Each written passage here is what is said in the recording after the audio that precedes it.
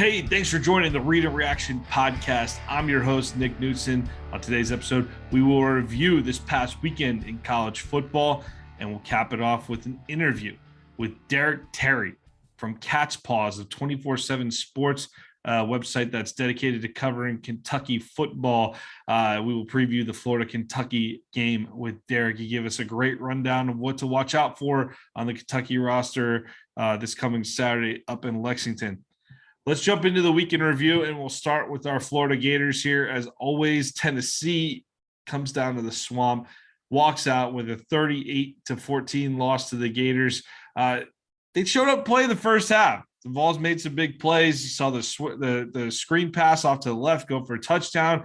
Bad angle by Bernie. We also saw a deep route just absolutely get burned. Mordecai McDaniel, he bit. There was a route where the receiver faked like he was going to go under another Vols receiver, and then he ends up cutting back out.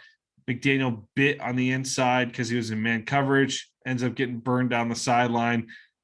Tough play. The linebacker on that side was blitzing as well, so that's why it forced the issue with man coverage.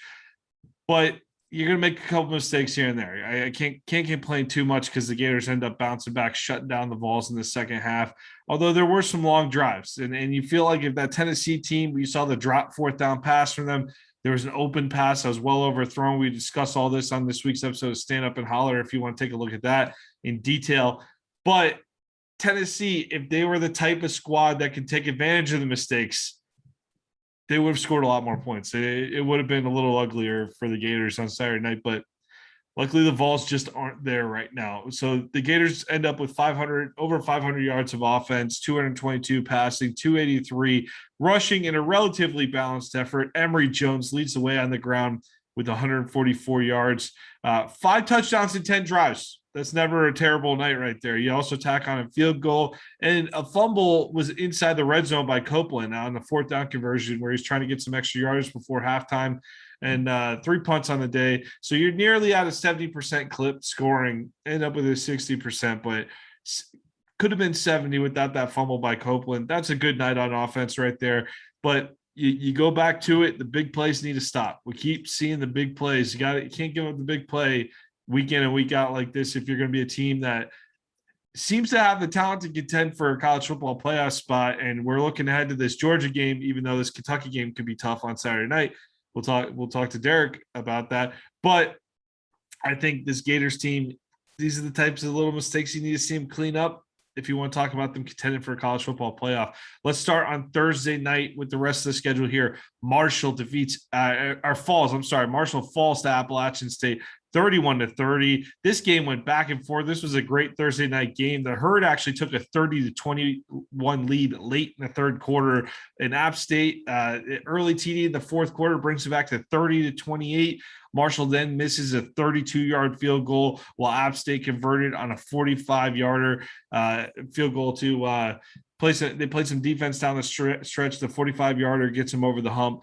App State ends up with a 31-30 victory over Marshall. On Friday night, we saw UNLV go into Fresno State, and Fresno State sleptwalked through this one. UNLV is not a good team, and Fresno State really struggled. The Bulldogs end up with a 38-30 win over the Running Rebels, but it wasn't pretty. It took them about a half to wake up.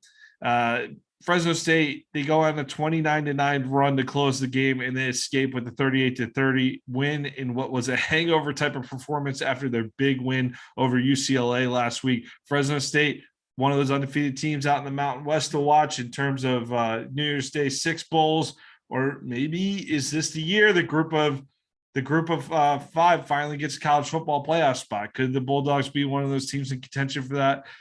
With a win over UCLA, we'll see how UCLA does to see how valuable that win becomes in Fresno State's back pocket. Actually, Fresno State, they did lose to Oregon to open the season. So let me correct myself on that. They're not making the playoffs with one loss. So let's go stick with Friday night here. Wake Forest, Virginia. Wake ends up winning 37-17 over the Cavaliers, and the claw fence was in full effect on Friday night.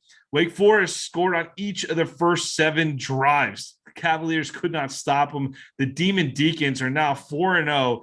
Louisville, Syracuse, Army, and Duke are the next 4 games for Wake. Don't tell me they can't win those. Those are very winnable games. Louisville is probably the toughest on there. But if they get by the Cardinals this Saturday, you're looking at a potential 8-0 Wake Forest. And we're living in a world where the Demon Deacons are going to be in the playoff hunt in early November. 8-0 heading into November is very possible for Wake Forest if they get by this Louisville game on Saturday. So we'll see how that goes. I believe that game's at 12:30. Liberty falls to Syracuse 24-21.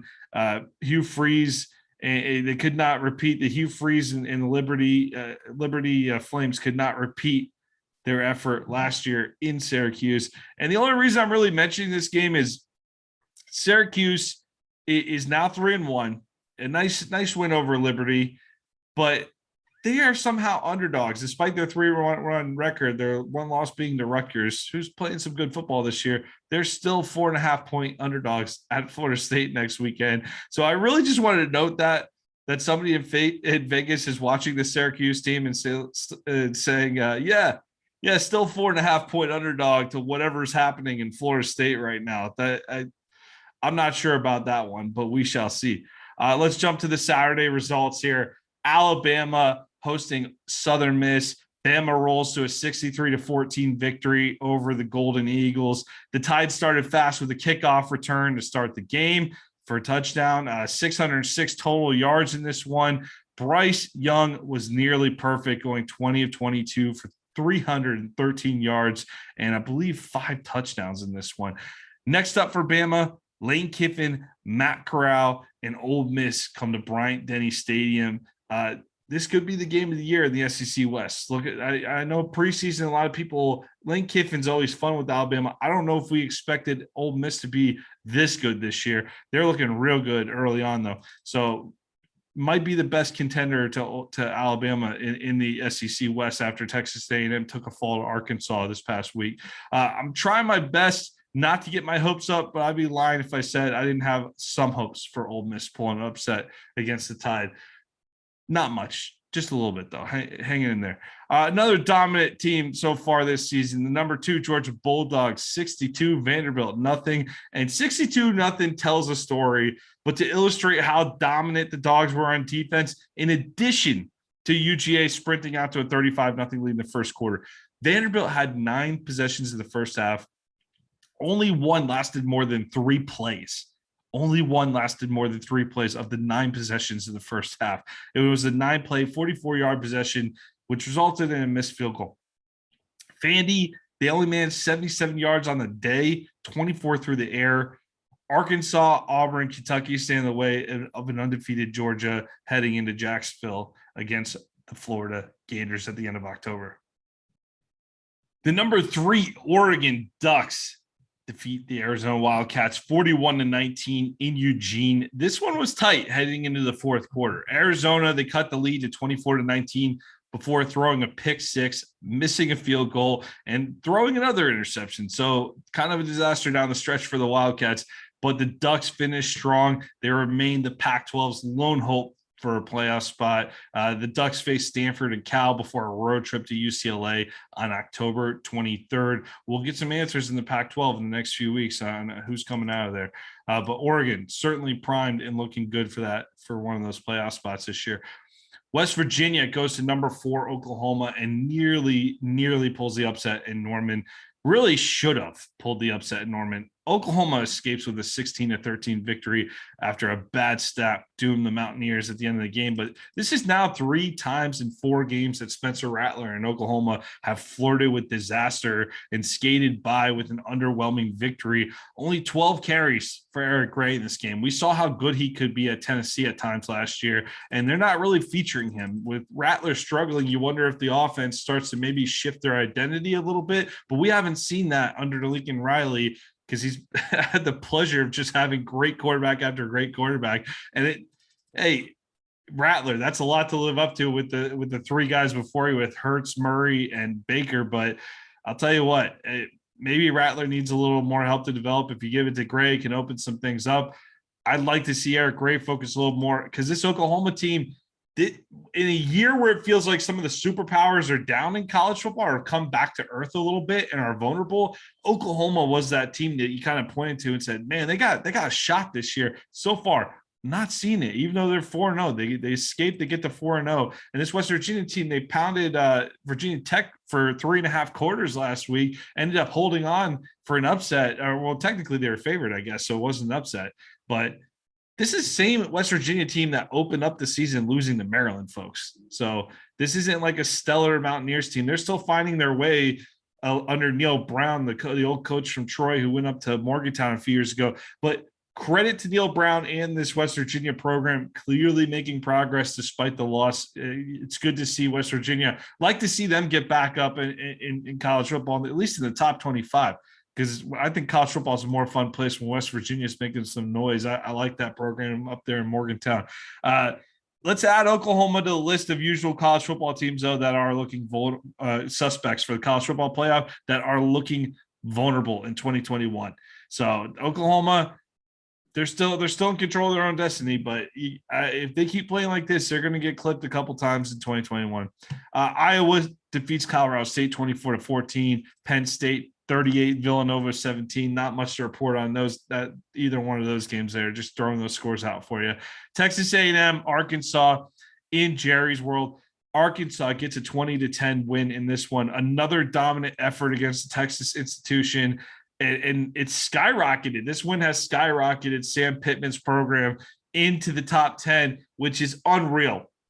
Listen, Arkansas is completely overrated at this point at number 8 in the country. I don't think anyone is buying in on that right now. They have the opportunity to prove right away that it's not a fluke. They're heading to Georgia this week. We're going to find out real quick if the Arkansas Razorbacks are a top 10 team. But I think I'm okay with them being there right now. I think their stock's very high. You beat a Texas team that we don't know who they are under Sark just yet. They're up and down. They score a lot of points against bad teams. We didn't see them play that well against Arkansas defense, which had a good season last year. And Texas A&M, we saw them struggle with the Colorado team that was shut out by Minnesota and put up 13 on Arizona State. So Colorado's not looking so great either. So A&M losing starter Haynes King has certainly hurt their chances this season. But you'd like to see I know we didn't get to see Haynes King enough to really say that it was going to be a difference or not, but the offense really seems to be struggling under Zach Calzada. Arkansas suffocated Texas A&M, kept them out of the end zone until midway through the third quarter. A&M, like I said, have clearly struggled on offense without starter Haynes King. But let's not take away from what Sam Pittman has done here at Arkansas. Like I said, I think they're that number 8 spot, that's pretty inflated right now. Not trying to disrespect them. Before Pittman got there, they were so low in the previous regime, and Pittman has just worked some serious magic to get this program into not only ranked, but in the top 10, winning some key games. Love the guy, love what he's building at Arkansas. And hey, good kudos to the Hogs. It's fun. It's fun to watch some new, like we said, we're looking for some new blood every year. This is some new blood rising back up. We've seen Arkansas have good teams in the past, but it's been quite a while since we've seen the Arkansas Razorbacks play competitive football in the SEC. Let's move on to the ACC, where NC State pulls off the upset 27-21 over 10-point favorite Clemson in double overtime. And despite outgaining Clemson 386-214 total yards, NC State had to overcome multiple missed field goals to slip by the Tigers in double overtime, including one at the end of the game that was it was basically a chip shot. I think it was like 43 or something, but come on, you got to hit that one to win the game. So I think the most significant part of this game that we could look at, it's a good win for NC State, but it's October and Clemson is out of the college football playoff race officially with their second loss. Clemson and Dabo think they're a great program, but I need a break. I'm sick of it. I've seen enough orange in the college football playoff. I could use a break for a year. Thank you, NC State, for helping that happen, helping that to occur. And this NC State team, the same one that couldn't put up a touchdown until midway through the fourth quarter against Mississippi State a few weeks ago, they are in control of the ACC Atlantic now with a win under Clemson in their back pocket. And I think that's good good for Dave Dorn in that program. It's been a while since NC State has really been near the top part of the ACC, but this win gets them in the conversation. The Buckeyes, they did what they were supposed to do at home against Akron, 59-7. Quarterback Kyle McCord took the bulk of the snaps in place of the injured CJ Stroud. The Bucks bouncing back from that Oregon win. A lot of people are upset with the defense right now. Akron's not going to tell you too much about the program. Good game to break in a new quarterback. That's the best I could say about it. Rutgers, Maryland, Indiana are next up for the Buckeyes before they cap off October with hosting Penn State. In Chicago, Notre Dame played Wisconsin, and with just over 14 minutes left in the fourth quarter, Wisconsin kicked a field goal to take a 13-10 lead. Jack Cohn, the old Wisconsin quarterback, he transferred to Notre Dame in the offseason after losing his job to Graham Mertz when he was injured. Ends up getting injured again, knocked out in the third quarter. And really, the Badgers seem to be seemingly on their way to a good non-conference victory over Notre Dame in Soldier Field, but it all came crashing down at the same time. After Wisconsin kicks that field goal to go up 13-10 early in the fourth, Notre Dame answers immediately with the kick return for a touchdown. The Badgers then fumbled, leading to another Irish touchdown. Wisconsin then misses a field goal and proceeded to throw three straight interceptions, including 2 pick sixes to close the game out and give Notre Dame a huge win, heading into another big matchup this weekend with Cincinnati coming into South Bend. The Irish, if they hold on, beat Cincinnati at home, they're right back in the thick of things with the playoff hunt, unfortunately. But this Cincinnati team, I think they're going to be hungry, because if they could put a win against Notre Dame on the road on their resume after beating Indiana a couple weeks ago, hey, Cincinnati, can we ignore them for the playoff again? I don't know. The Bearcats, big game up in South Bend this weekend. Iowa State goes to Baylor and falls. The Baylor Bears landed the biggest win of the Dave Aranda era, and they're sitting at 4-0 after a 31-29 upset over Iowa State. And Iowa State, the preseason media darlings, how well did they handle this spotlight? They're dropping 2 games in September, Iowa and Baylor. Yeah, I know they went to the Big 12 championship game last year, but I'm sure they're going to be tough out. They're not going to be a team you want to see on the schedule, but I wasn't buying too much into the preseason top 10 hype with them, but still not a team that you want to see week in, week out. They're going to be tough, and maybe they'll play spoiler down the stretch. Maybe they'll be the team that finally jumps over and beats Oklahoma or something like that. Baylor travels to Oklahoma State next week, another unbeaten team, and the Big 12 starting to sort out a little bit there. South Florida, USF, the Bulls go to BYU, 35-27. And I'll tell you something, that score looks a lot closer than the game actually was. Watch some of this one. I wanted to see how USF looked. I want to see if they're making progress as a program. We're going to see them again in Gainesville next year after we saw them a few weeks ago in Tampa here. So want to keep an eye on how they're progressing. But they showed some fight in this one. After falling behind 21-0 early, they didn't roll over. So you got to give them credit for that. Baylor Romney for BYU, he ends up throwing 300 yards, over 300 yards. And the Cougs, Tyler Algier, continues to impress at the running back position, 86 yards on 15 carries. Jeff Scott, he has a ways to go in building this program, but this is the type of loss you can handle as a USF fan right now, I believe. This you want to see them competitive in games, fighting. They weren't competitive early on, but the fact that they didn't roll over and give up means you got the right guys on the roster and progress can start to be made. Rutgers goes into the big house at 3-0. It plays 3-0 Michigan, and it looked like the way maybe a lot of people would have thought it would have gone early on. Michigan was up 20-3, just steadily pouring it on with Rutgers. First two drives end up in 2 touchdowns. But after that, they only get 2 more field goals the rest of the day, and Rutgers pitched the second half shutout on the Wolverines. The difference in this game, down 20-13, Shiano went conservative and opted for a field goal attempt on a 4th and 10 from the Michigan 11, rather than take another shot in the end zone when his defense was playing great and he had Michigan pinned deep in their own territory. So even if they would have made the field goal, by the way, it would have gone to 20-16, but they end up missing the field goal. Michigan takes over. Rutgers gets nothing anyway. So, but if you make the field goal, what does it buy you in that moment? With about 6 minutes left, I believe it was somewhere in the 6 to 7 minute range.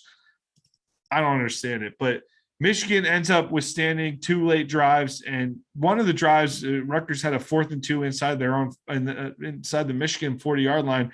The Michigan defense ends up coming through, and the Wolverines, we have to start paying attention to them again. I know they're a team that people have written off under Jim Harbaugh, but 4-0 going into Wisconsin, and based on what we've seen out of Wisconsin, I'd say Michigan has a good shot at redemption in Camp Randall next Saturday after this Wisconsin team totally embarrassed the Wolverines and really sent that season into a downward spiral in 2020.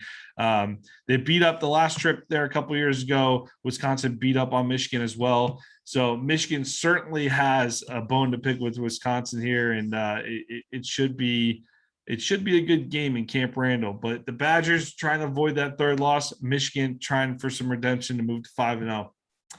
Another Michigan team here, the Spartans, Michigan State, 23-20 over Nebraska in overtime. Cornhuskers, just like the Oklahoma game, they were in it. They had opportunities to win it. They couldn't get it done. This team doesn't know how to win right now. They're still figuring it out. But if I'm a Nebraska fan, I'm okay watching at least this competitive football against the decent teams. Michigan State's looked really good so far this season. Sparty outplayed each of their first 3 opponents with a dominant running game and a stout defense.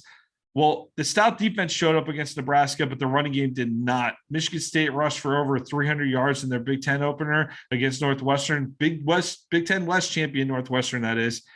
Close to 200 against the Miami Hurricanes, but they only managed 75 on 30 attempts on Saturday night against Nebraska. So good defense by the Nebraska Cornhuskers there. The Spartans, they needed a late punt return to tie things up. And on the first possession overtime, Adrian Martinez throws an interception.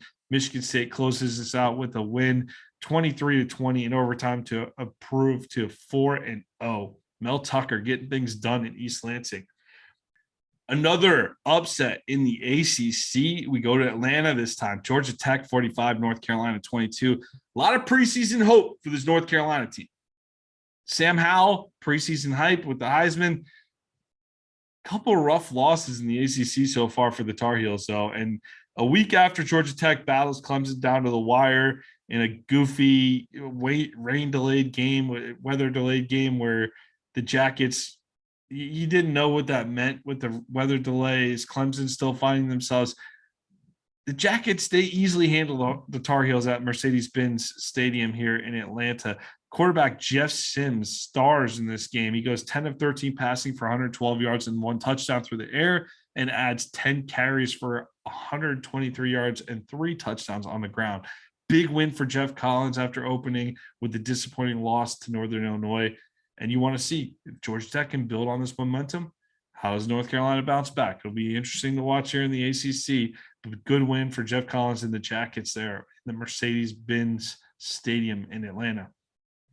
Georgia State, another Atlanta-based program, goes to Auburn, and they were just making Auburn sweat all day long. Bo Nix gets benched in favor of LSU transfer TJ Finley as the Tigers avoid disaster with a 34-24 win over Georgia State, a team that went into Knoxville a couple years ago to open the season and beat Jeremy Pruitt and the Volunteers. So we've seen them go into SEC stadiums and win before, but this Panthers team, they were not joking around. This was not just a would-be upset attempt. They dominated on the ground. 47 carries for 267 rushing yards for Georgia State against Auburn. Auburn trailed 24-12 at halftime, but they shut out the Panthers in the second half. A block punt for a touchdown got the ball rolling for the Tigers as they overcome the missed field goal and a fumble down the stretch to finally score on 4th and 9 with 45 seconds remaining in the game to take the lead 27-24. A pick six on Georgia State's final possession gives the Tigers a little cushion for that 34-24, but serious quarterback issues going into the LSU game for the Auburn Tigers. Wouldn't surprise me at all to see TJ Finley starting that game for Auburn heading into LSU. UCLA 35, Stanford 24. The Bruins bounce back after a disappointing loss to Fresno State. Fourth quarter kickoff return and a 12-play, 75-yard drive to cap things off. put UCLA over the top against an upset-minded Stanford team. UCLA faces Arizona State this weekend in a game which will decide who has the inside track to the Pac-12 South crown. With USC being out of the picture, this is the year to get it done. UCLA, Arizona State, next Saturday night. LSU 28, Mississippi State 25. The Tigers avoided a repeat performance of the 2020 opening day disaster in Death Valley and sprinted out to a 21-3 lead in the third quarter. And yet you're thinking everything's okay. But then Mississippi State, their offense wakes up out of its slumber and they score 3 touchdowns on their final 3 drives, but it was too little too late for Mike Leach and the Bulldogs. LSU escapes, holds on for a 28-25 victory in SEC West play. Some non-conference play in the SEC. Missouri goes out to Boston College.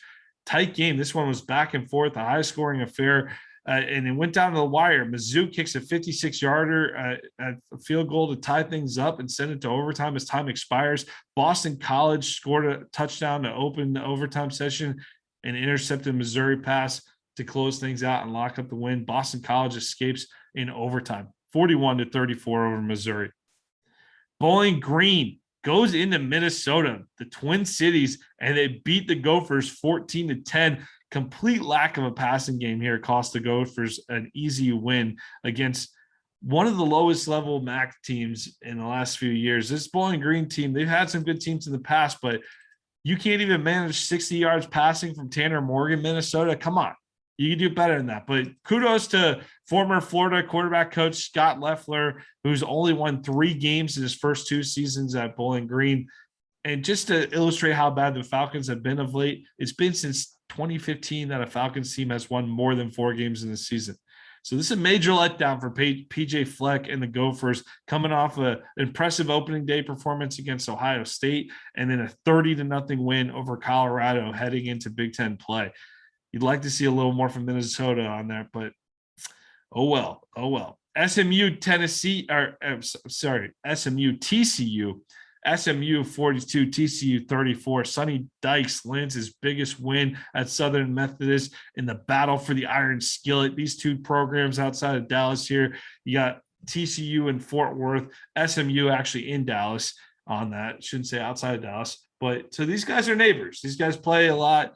Battle for the Iron Skillet, old rivalry here. SMU racks up nearly 600 yards of offense. 350 were on the ground, though. You think Sonny Dykes, you think air raid, you don't think about that running game. 350 on the ground.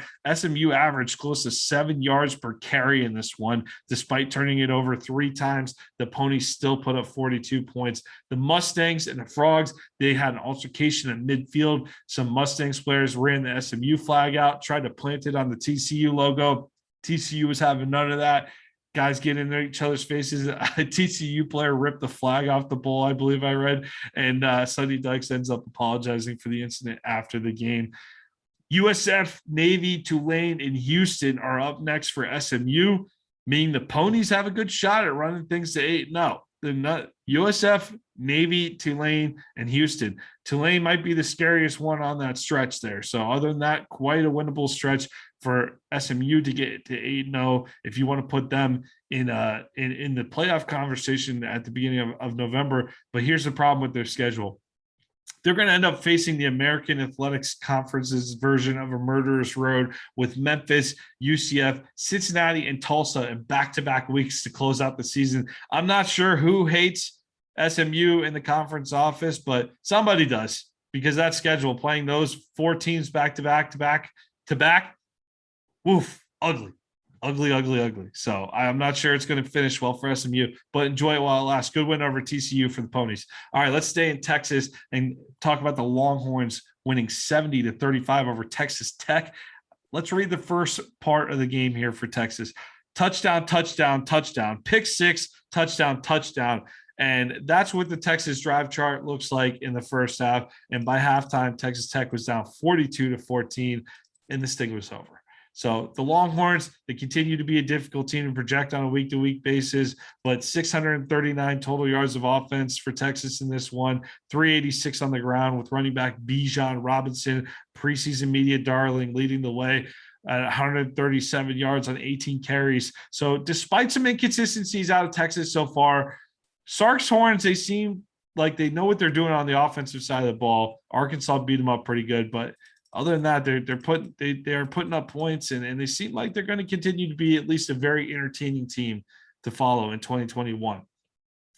Louisville goes into Tallahassee and just extends the misery for Mike Norvell and Florida State. A second half shutout wasn't enough for the Noles to overcome a 31-7 first half deficit.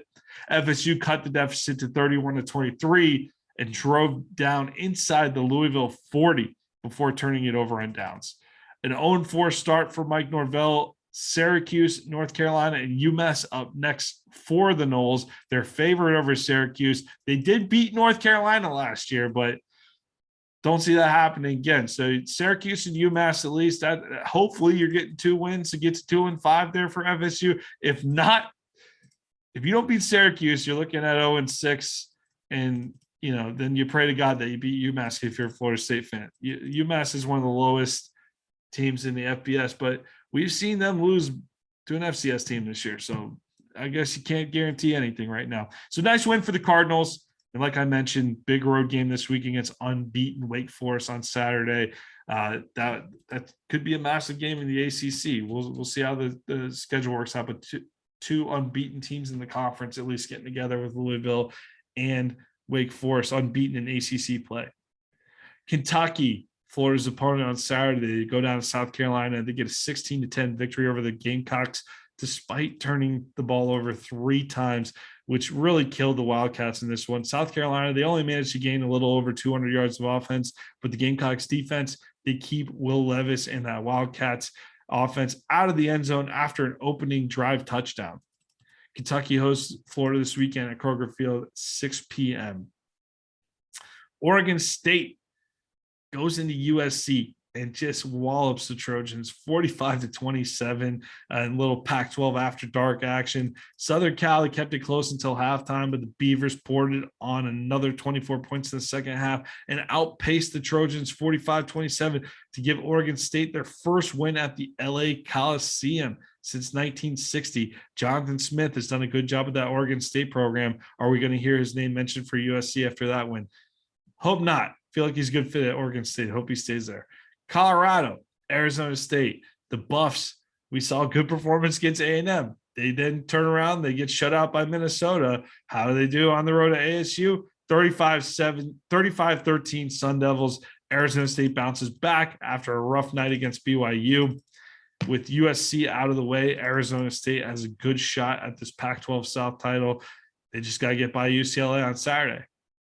That was this week in review in college football. Stick around for our interview with Dereky Terry of Cat's Paws 24/7 Sports Network for a Florida-Kentucky preview. All right, let's welcome in Dereky Terry from the Kentucky. He's the Kentucky beat writer for CatsPaws.com, 24/7 Sports Network, to preview this Saturday's matchup between the Florida Gators and the Kentucky Wildcats up in Lexington. Dereky, welcome to the Read and Reaction podcast. Hey, Nick. Thanks for having me.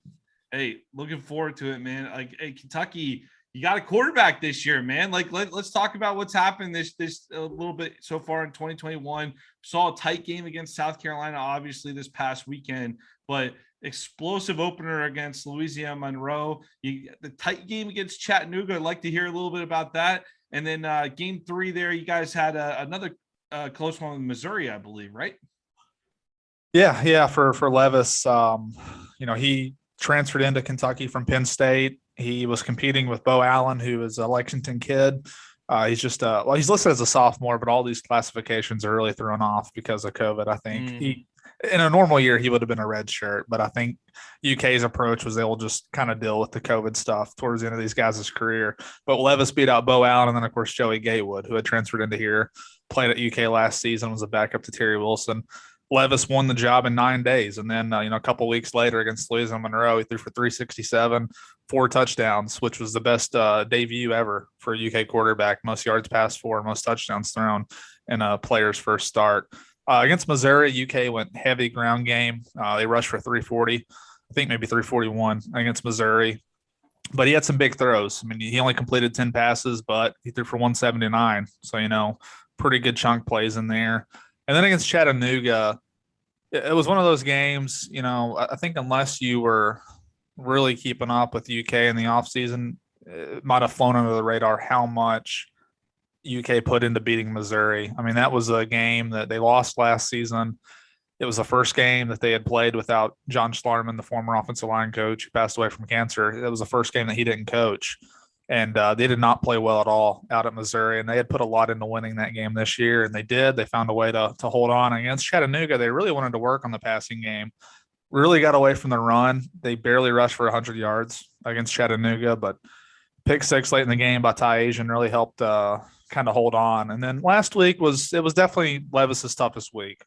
15 to 22, 102 yards, threw an interception, basically in the end zone. UK got a tackle at the 1 yard line, but still completed 6 to 8% of his passes. But they didn't take many shots. It was a lot of dink and dunk.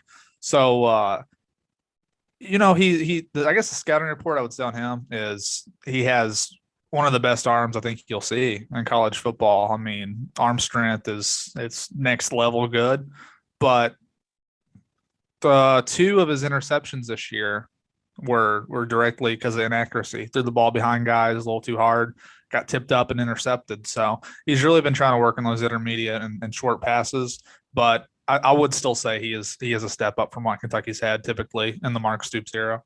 Well, yeah. I mean, we were seeing a wide receiver play quarterback there a couple of years ago. Yeah. Just out of curiosity here, what happened with Gatewood? Because I felt like when he transferred up to Kentucky, I felt like that was going to be a great fit. Was it the fact that he just struggles with the ball downfield a little bit? Because he's a heck of an athlete if he gets an opportunity to get on the field somewhere. Yeah, I think this coaching change really didn't help him at all. He transferred into UK at a time that, when he committed to Kentucky there, once he left Auburn, it was right in the midst of UK running the ball a lot with Lynn Bowden. I think there was a thought that he could provide some of that, what Bowden did, although, he would obviously add a passing element. When they went to Liam Cohen this season as the new offensive coordinator, it sounded like Gatewood did a pretty good job in the spring, that he came out of spring practice ahead of Bo Allen, and, had Levis never transferred here, maybe he would have been the guy. But, from what I always kind of gathered, maybe a little slow on diagnosing defenses, making reads, things like that. He never played enough at Kentucky to, I think, to draw a firm conclusion on him. Mm-hmm.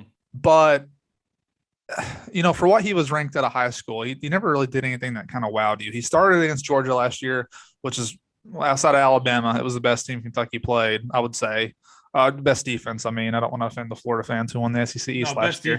But best defense that argue on that. Yeah, the best defense that they that Kentucky probably played. I thought it was a very conservative game plan. I mean, the final score was 14-3. It was a pretty ugly game all the way around. Yeah. But UK's wide receivers, he didn't have a Wandale Robinson like they have this year to throw to. I mean, UK's wide receiver group was pretty bad last year. But even then, I think it's mostly the fit probably hurt him. And I was curious, he had obviously left Auburn where Gus Malzahn was there, but when he got in the portal, he pretty quickly re-upped with Malzahn. And I know he wasn't there very long, but I saw that he's still the backup. I know Gabriel got hurt, and I think they're playing a true freshman over Gatewood. So it's tough. I mean, I think Joey's a pretty good kid, and I felt like maybe at the time when he was transferring, he might go down a level, just try to get somewhere where he could get on the field and kind of show what he can do, but still kind of doing that backup QB run game role, which is basically what he was at Auburn the first time. Yeah, maybe over time he gets that opportunity at UCF. Certainly not enough time to digest the playbook there at UCF to get on the field yet this season. So that's understandable for this year. But anyway, just was curious about that situation up there. So we heard about Will Levis, good quarterback situation going on at Kentucky for the first time in a while. But really, the running back room under Mark Stoops has been the point of pride. The offensive line, the running back room on the offensive side of the ball. And right now you got two good ones in Chris Rodriguez and Kavasier Smoke. But Mark Stoops is old school. Rodriguez is a real bell cow running back, averages over 6 yards per carry this season. But he's not going to be a guy that breaks that big run. He's only got a season long of 31 yards to this point. Talk about the physical running style of Chris Rodriguez. Yeah, if you go back and watch that South Carolina game, especially that first drive, I mean, he was knocking guys back when he was getting hit. I mean, he's one of those guys that pretty much always falls forward. There was a crazy stat with him last year, and I wish I remembered it off the top of my head. His very first run of the year against Auburn, it was a toss play, and he got his legs taken out almost immediately when he caught the ball. I mean, there was nothing he could do. I think he might have only had one more run the rest of the season where he lost yards. It was something incredible. Wow. And I can't remember if it was in the bowl game or what, but it was a very lengthy, amount of carries. But he is his biggest problem this year has just been fumbles. He's fumbled the ball 4 times already. He's only lost one, kind of miraculously. Yeah. But he's Benny Snell was here. I think a lot of people in the league were familiar with Benny. We know Benny Snell. Yeah, by the record book, I mean, probably the best running back Kentucky has had. I mean, he basically broke every record, and he did it in 3 years when he wasn't even he basically split carries his first year with Boone Williams, so he wasn't even a full-time guy, but for 2 seasons. I think Rodriguez is a little bit faster than Benny. I think he's probably just as punishing, but Benny never really struggled with fumbles, and probably the best thing you could say about Snell was his durability. Never somehow, for all the abuse that he took, he never got hurt. I mean, he was out there every week. Rodriguez has been that way as well. But I think he does have more breakaway speed than what Snell had, but he's not really shown it this year. You could go back to his freshman year against Louisville. He had a 60-something yard touchdown run where he just ran away from everybody. So I think it's in there, but against these SEC teams, I mean, that Louisville team was pretty bad defensively. Against these SEC teams, he's not the kind of guy that, like what a Boone Williams is like for Kentucky, where if he could get to that second level, no one was going to catch him.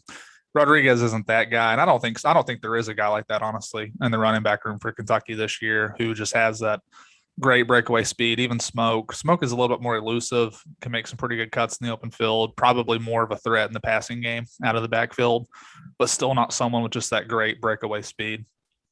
Yeah, that's the real difference between Smoke and Rodriguez right there. I think Rodriguez is just the type of back you watch him. See the type of back that the Florida front seven, they're going to feel him for a few days after the game on Saturday. Florida's secondary has a tendency to struggle with the deep ball at times. Especially if you watch them over the last year here. And Nebraska transfer Wan'Dale Robinson is UK's biggest weapon on the offensive side of the ball, in my opinion, any player. Leading receiver, 25 catches, 402 yards. But who are some other downfield threats the UF secondary will have to focus on in this game? You nailed it. Basically, Wan'Dale has been Josh Ali had 1 catch this year. I think he went for 58 yards on the third drive of the season. They hit him on a deep post, and that's really been the only time in Ali's career that he's had a really long touchdown reception like that to that extent.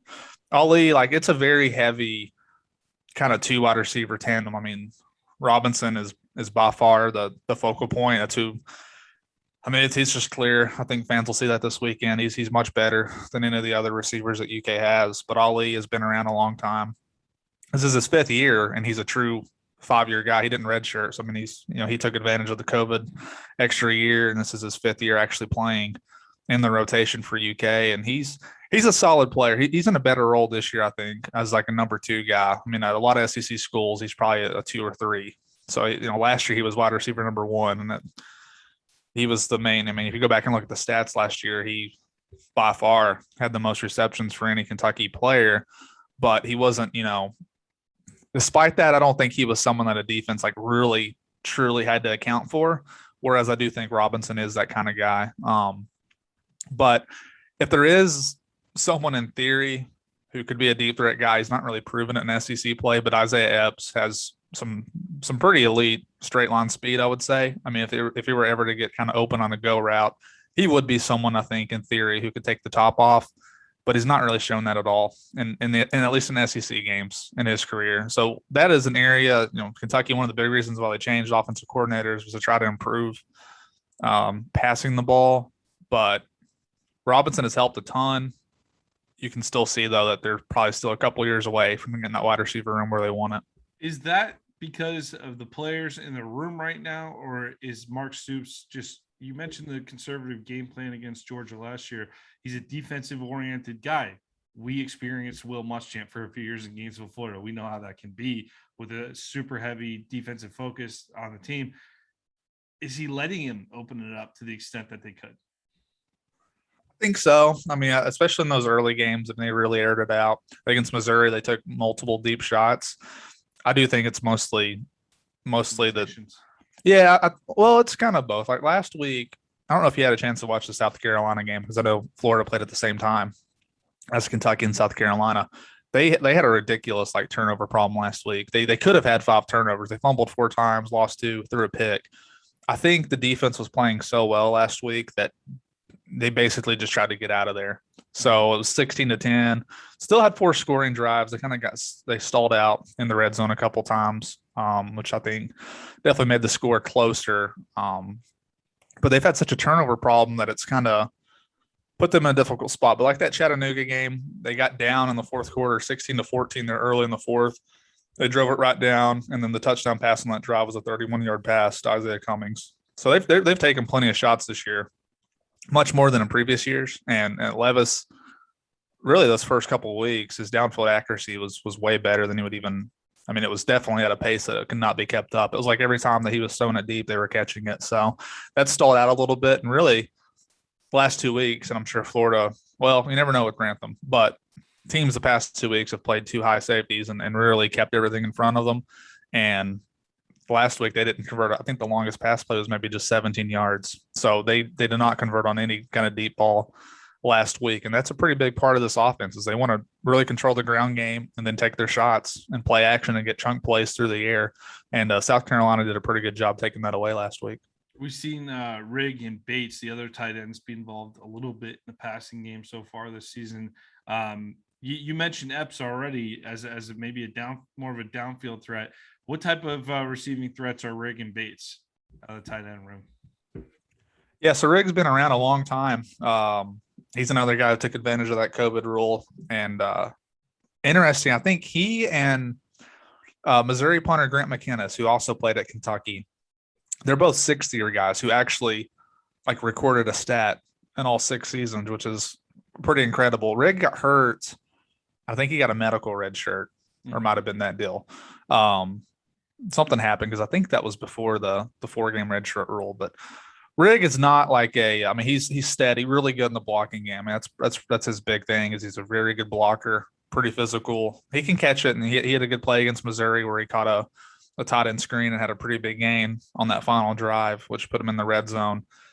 Bates, I think, moves a little bit better. He's actually impressed me a little bit. I would kind of like to see him get the ball more. He had a 15-yard reception last week on a dump down, and he got some yards. He caught his first career touchdown against Louisiana Monroe in the opener, made a nice I don't really want to call it a diving catch, but he had to extend, and he rolled over when he caught it. It was a good catch. But I would say the guy who's going to develop, though, into the best pass catcher in that room is Isaiah Cummings, who was a wide receiver. He was a big wide receiver. He weighs about 228, 230. Is right around where he's listed.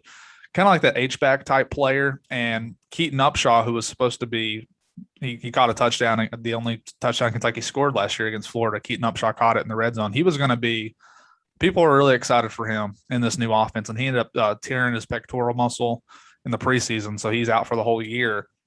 Because of that, they wanted some more depth in the room. They moved Isaiah Cummings from wide receiver to tight end, and he didn't have any targets in the passing game last week, but he sprung the first touchdown with a really good block.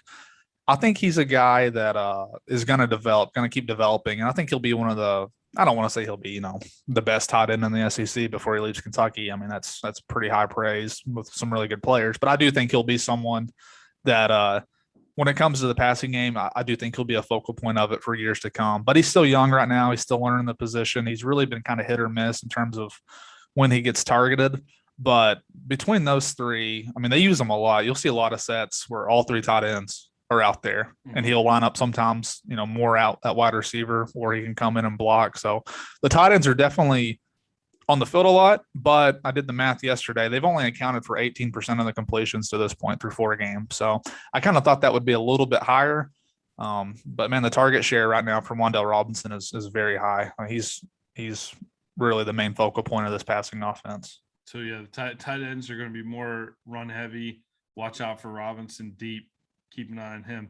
All right. According to PFF, right tackle Darian Kennard had the highest run blocking grade by returning offensive tackles in the nation. We've seen Stoops. He's built this program. I mentioned it earlier. The offensive line has been one of the strengths of this team for the last several years. He produced NFL draft picks like Landon Young and Logan Stenberg. And really, there's been more. I'm just throwing those two out there. But you also got left tackle Dare Rosenthal, who's a 4-star recruit, who's a transfer from LSU. You got the center, Luke Fortner, earned the Southeastern Conference Co-Offensive Lineman of the Week honors in his first career start at center week 1 against Louisiana Monroe. And it seems like, once again, this is a strength of the team this year.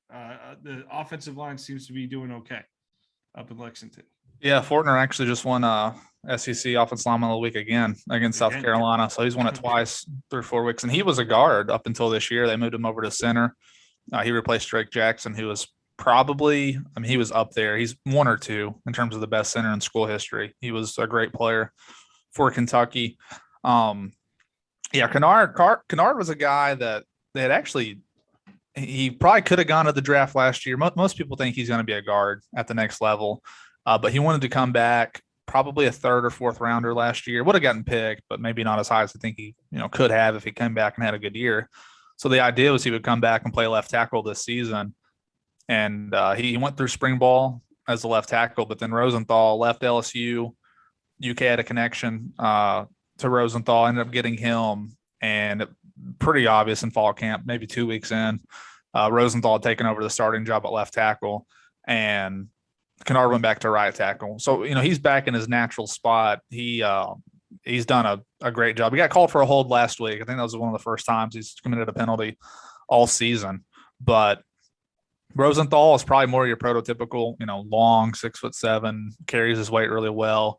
Whereas Kennard, he's definitely a kind of a bulkier guy, doesn't move quite as well as a guy like Rosenthal. But in the running game, when UK is running off that right side, he's kind of plowing the way, getting them through there. He's done a good job. The interior, actually, a guy kind of came out of nowhere is Eli Cox, who maybe started playing at the tail end of last season just a little bit, but this offensive line change with Eric Wolford there now. Wolford is a big fan of Cox. He said pound for pound, one of the strongest players on the team. So he's very good in run blocking. But this unit, I think you can kind of tell at times where they just did not do a whole lot of run blocking the past few years. They still kind of struggle a little bit at times. It's not atrocious, It's not like watching the Bears or whoever the other day who gave up 9 sacks. They've not had a game like that where they've just gotten plowed back and couldn't pass at all. But that is still the strength is for sure with the offensive line. It is still in the run game. Let's switch over to the defensive side of the ball here, Derek. UK runs a 3-4 defensive front. Cats have racked up 9 sacks so far in 2021, but only one has come from a defensive lineman, defensive end Josh Paschal. Is this indicative of the defensive line struggling to get pressure, or is it more schematic? Yeah, I think part of the way they play, they definitely rely a lot on Paschal creating a pass rush, and then the boundary tackle, they've really just now started to settle in, on Octavius Oxendine as the starter. He made some good plays, but still not a guy who typically is going to, create a great pass rush on his own. They really count on a guy that Florida fans are going to remember based on his comments last year. But JJ Weaver, who actually got hurt in that Florida game last year, tore his ACL. He came back this year, was ready for the start of the year. Really a speedy recovery for him. I think he already has 4 sacks. You might have those stats pulled up. Yeah, I think he's up to 4 stats. Yeah, he's already got 4 sacks. He's their best pass rusher overall. I think, I don't want to compare him to Josh Allen, but he's one of the guys that you would feel pretty good about one day being an NFL draft selection. Just a really talented player. And then Jordan Wright is another guy. He's from Fort Lauderdale, I believe, down there in South Florida. Has been around a while. He's a 5th-year guy. He was hurt against Chattanooga, but came back last week, broke up a pass. A long athlete who can kind of get to the quarterback. They really want those 2 guys to be the main pass rushers. And then occasionally, they've been bringing more cornerback blitzes this year than what I can really remember at any time. Carrington Valentine had a sack last week on a cornerback blitz. They've sent him a few times to get to the quarterback. But I will say that's been a big talking point up here is the pass rush, doing a better job in that area.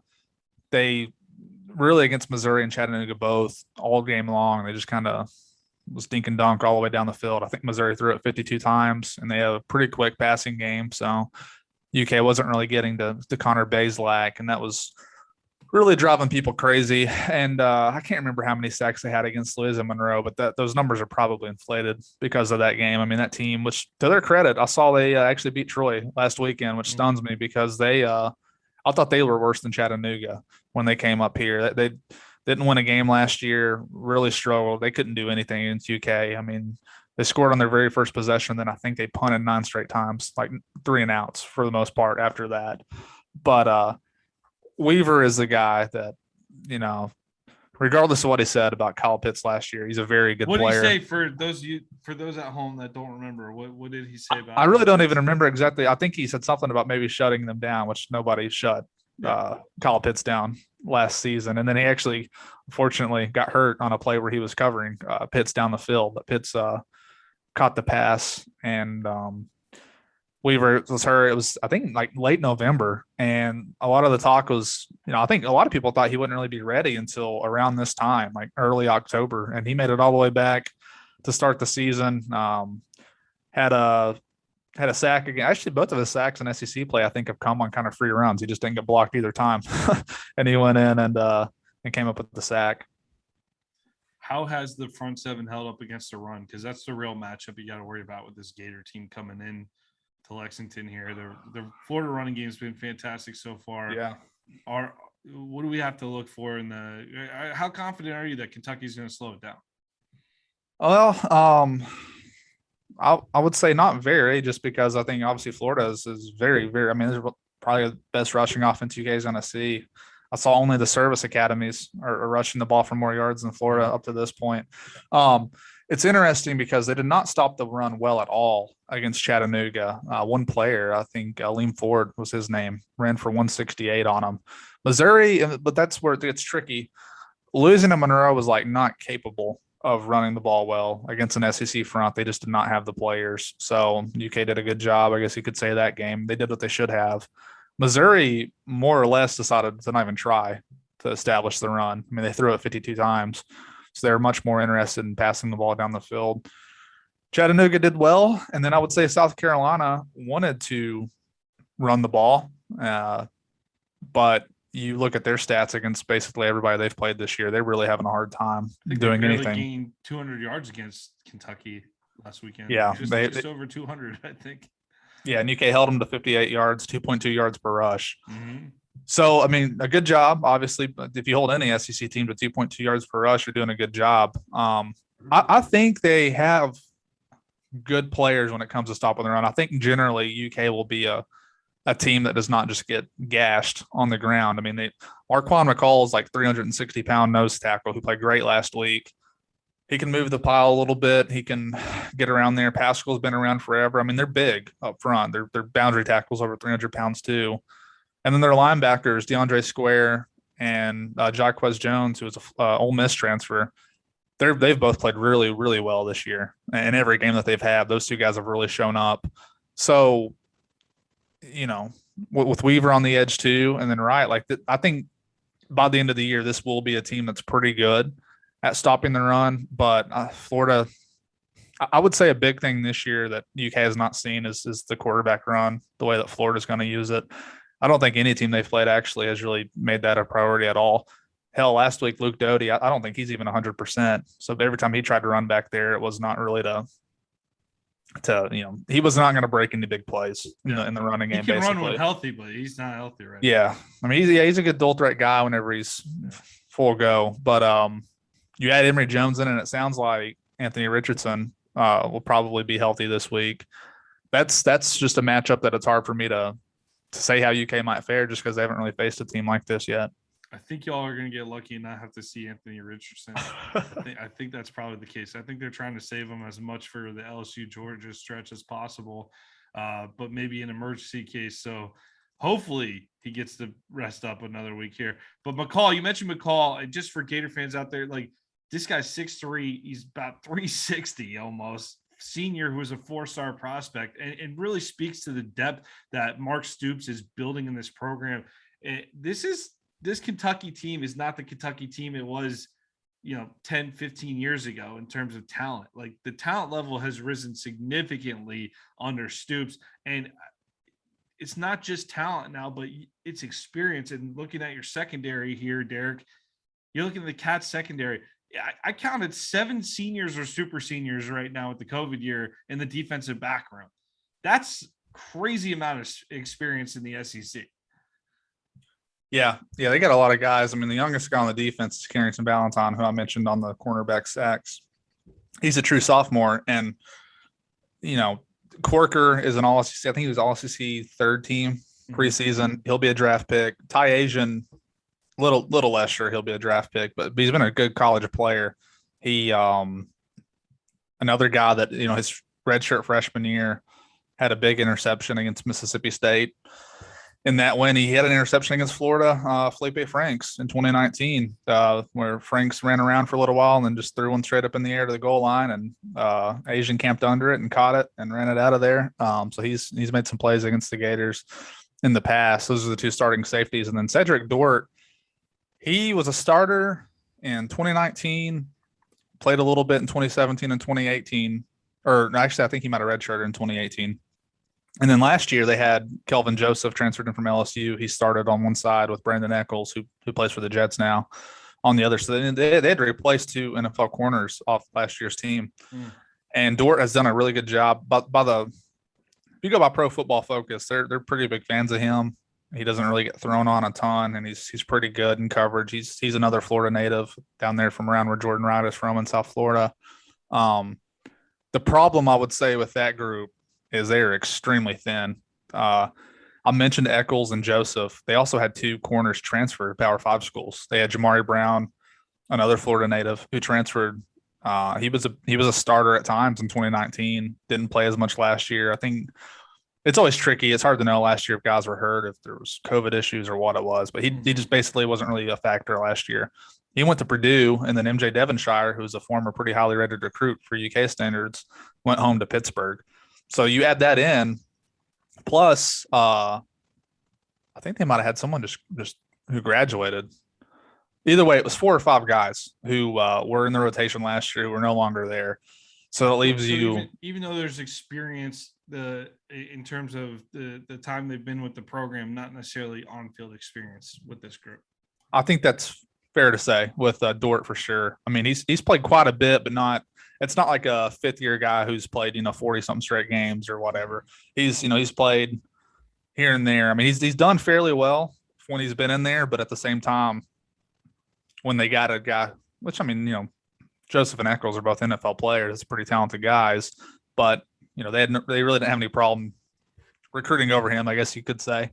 And the guy who is actually their 3rd corner this year is a super senior, Quandre Mosley, but he came from a junior college, and he's basically there out of necessity. He wants to, he thought he'd be a safety when he came back, but he's done pretty well though, honestly. To have not really been a corner by nature. He was another guy who's a pretty big recruit for them. He picked UK over Oregon out of JUCO with Cristobal when he was there recruiting him. So he's a solid player, but a guy who really popped last week in the secondary was Jalen Geiger, who's a sophomore. I would guess he's probably in line to be a starter at safety next year. He is a guy that we've heard a lot of good things about basically all the way back to last year, but they were just so experienced in the secondary. It was a hard time for him to break in there, but he definitely had the best game of his career against South Carolina last week. I think he's a guy that will be on the field quite a bit. I mean, who knows, with Florida mostly wanting to establish the run maybe a little bit more than some of these teams that UK's played the past few weeks. Maybe you'll get some heavier sets in there than what we've been seeing. But when they go to dime or whatever, he'll be a guy who's out there. Well, that's a great rundown on the offense and the defense. The only thing we have left, any special notes about the kicker or punter? Kicker, Matt Ruffalo has done a very good job this year. His only miss was a block against Missouri. He's been very accurate in his career, and this is a guy who's a former walk-on, actually related to the actor Mark Ruffalo. I don't know how close it is, but that was a fun fact. Whenever he became the punter or the starting kicker, that's what everyone talked about. His connection there, and then he's developed into a pretty good player. The other area has been a big problem punting. They had Max Duffy the past few years, Ray Guy Award winner, Right. really a phenomenal punter. Yeah. He graduated. He's like 28 years old now, but he graduated last year. And they brought in Wilson Berry, who is the younger brother of Jordan Berry. I'm not sure who Jordan plays for now, but he used to be the punter for the Pittsburgh Steelers. And he went to college at EKU, which is just right down the road from UK's campus, about 30 minutes south. He's been hurt, as Wilson Berry has been. And whenever he did play, he didn't kick it very well. And that led to a walk-on named Colin Goodfellow, who he struggled last week. I think he was barely punting at 40 yards. And that's been a weakness. And then the punt return game, they've really lost a lot of yardage this year by not fielding punts. It's been another big topic here in terms of the field position game. They were putting themselves deep in South Carolina territory last week. And even against Chattanooga, they were doing the same thing. So there are some real issues, I would say, for that unit overall outside. And then, too, the kicker on kickoffs after a score or whatever, he's kicked it out of bounds twice this year. So they've really, outside of the field goal kicking game, they've really struggled, I would say, overall. And when it comes to special teams, it's been a pretty big talking point here. You mentioned the punt returns. Is Wandell Robinson too valuable to drop back there? He does go back there, but the philosophy, he's not really. If it's just obvious he needs to return it, then he will. But for the most part, Stoops' philosophy has almost always been to just field the ball. Don't put. I mean, it's a defensive head coach. You know how it is. He just doesn't want to put the defense in a bad spot. So, like, it's field the ball. Don't turn it over. Don't make it. And again, I'm not saying it's even the wrong strategy for. I mean, it might be different. School like Florida having a coach like Muschamp is probably more frustrating. I mean, a team like UK, you've got to do what you got to do to win games. And I would probably agree on the surface that not putting your defense in a bad spot has probably been a good way to help them win some more games over the years, but it does almost make it a non-factor. But to make matters worse, like, it seems like there's been some poor judgment on the returners and as to what to field, what not to field. And it's really not gotten any better in the past 4 games. Last game, I mean, Wandell's like, he's somewhat hurt. I wouldn't say hurt. He has a kind of a nagging hamstring issue. So they didn't even put him back there last week. And when he was out there at wide receiver, he didn't look hurt at all. I mean, he still looked the same to me. He played very well against South Carolina. But Josh Ali has been the other guy back there. And he was the punt returner last year. And he struggled, I thought, last season. So I was a little bit surprised to see him back out there. Derek, awesome look at the entire Kentucky roster. We went position group by position group. You just gave great insights on each one. I can't let you get out of here without a game prediction, though. I haven't decided on a score yet, but seeing how poor Kentucky's done and the turnover margin, and plus the fact that I'm 27 and UK's not won at Kroger Field in my lifetime, makes it really hard for me to pick a Kentucky win. So I'll definitely pick Florida. I was maybe somewhat surprised that the line was only 8 points to open. I kind of thought it would be a little bit higher. I think it'll take UK playing a really clean game, really doing good things on the offensive side, and then, of course, stopping the run. I mean, I think a lot will have to go right for UK, but I'll say this too. I think this is a series up here that people, probably the team as well, I mean, UK had a double-digit lead in the fourth quarter 3 straight years, from 2017 to 2019, and they found a way to lose 2 of them, both of them at home. So I feel like this is a game that typically at home Kentucky has played pretty well in. I would say good enough to win the last 2 times that they've played up here in Lexington. And then going back to 2015, it was a kind of a rock fight, 14-9. But the last 3 games have been one-score games. And from that end, it's going to be a great environment. The game already sold out, which I cannot remember the last time that a game sold out on the Monday before the game. Most of the time they're, scrambling right up until game time to try to get people in the seats to have a sellout. So, I mean, people are very excited. When the schedule came out, this was kind of like the dream game, or the dream scenario. I mean, that UK would be 4-0 with a chance of Florida coming in here in a night game. So everyone's going to be juiced up, but, once the game starts, that stuff kind of goes out the window to some extent. And, I don't know what final score I'll predict, but I will predict a Florida win. How intense? I've never been to Kroger Field. How intense can that environment get on the right night? It's a pretty good crowd. What's its seat too? 61,000. So they reduced the seating in 2015 15. They built some like suites and things like that. Now where the press box is, it's up much higher, but that reduced the capacity whenever they put that in. So it's Is it tight to the field? The stands look pretty tight to the field. Yeah, it's a quaint little stadium, I would say, and it can get. I mean, I'm not saying it's like going to Death Valley on a Saturday night, but I mean for what it is, it can affect the game. I think. And we've seen false starts, things like that before caused by the team. I mean, I would say it's still a true home field advantage. Like I think I saw where Florida was, at least piping in the crowd noise for their practice. Like that's probably a good idea. Just, I mean, it's going to be, especially the beginning of the game, they'll be very much into it. But like we just saw here at UK, I mean, the South Carolina crowd was great on Saturday night. I was down in Columbia, but UK had a 7-minute opening drive, went down and scored, and I think it was kind of tough for the crowd to get back into it the rest of the way. So if Florida could do something similar, you would think the crowd won't be nearly as much of a factor as it could be. Now, Kentucky is a game that I always walk away from it. Most years we kind of feel like we underperform against Kentucky. Do y'all have that mentality against Florida? I know you mentioned the close games the last couple of years where you talked about Kentucky outplaying Florida for a couple of those games. But do y'all have the mentality that you tend to play halfway decent in this game? I know there's the blowouts that are mixed in here and there, and it's certainly been a one-sided series in recent memory in terms of wins and losses. But there are a lot of games where Kentucky makes Florida sweat, and for the perceived differences between the two programs on a shallow level, it's pretty interesting that UK seems to get up for this game and play pretty well most years. I would say if you were to maybe poll the average Kentucky fan, or hell, even Mark Stoops, maybe, like I think there is absolutely a thought that Kentucky should have at least 3 more wins in this series. 2014, I know there's still, I mean, he made a joke about it. Stoops, that is, made a joke about it in the post game about getting a call at the end of the game. Of course, up here, people thought it was a delay of game. They're in actually that was the first overtime. The triple overtime loss in 2014, but in the swamp, Jeff Driscoll, in the swamp, they thought it should have been a delay of game, which would have made it 4th and 12. Demarcus Robinson, I think, is who caught the touchdown pass. Florida ends up winning in triple overtime.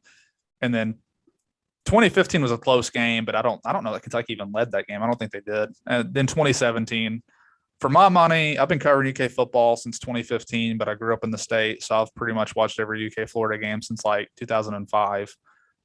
That was probably the single worst loss in terms of how you could lose a game. The Bluegrass Miracle happened in 2002 with the LSU, a Hail Mary at the end of the game.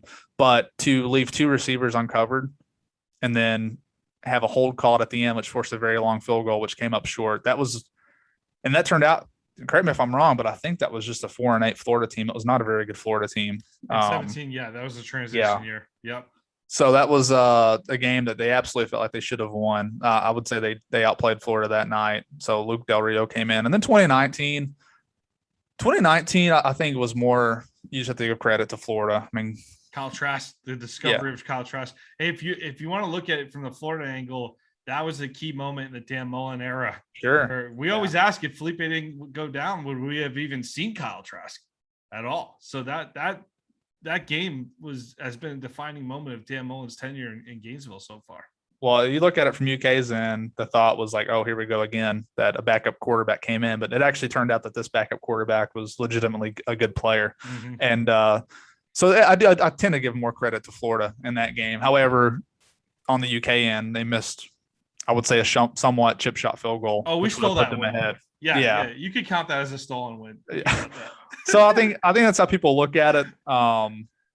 Obviously, it was big, and they had to get that win in 2018 just to end the streak for however long. I think it was up to 31 years at that point, and that was what turned out to be, I mean, UK's best team since the 1970s. And that was, I mean, you understand from where I am, like, to me, a 10-3 season is pretty good. I know that's what Florida went that year. I mean, but this is a national. At Kentucky.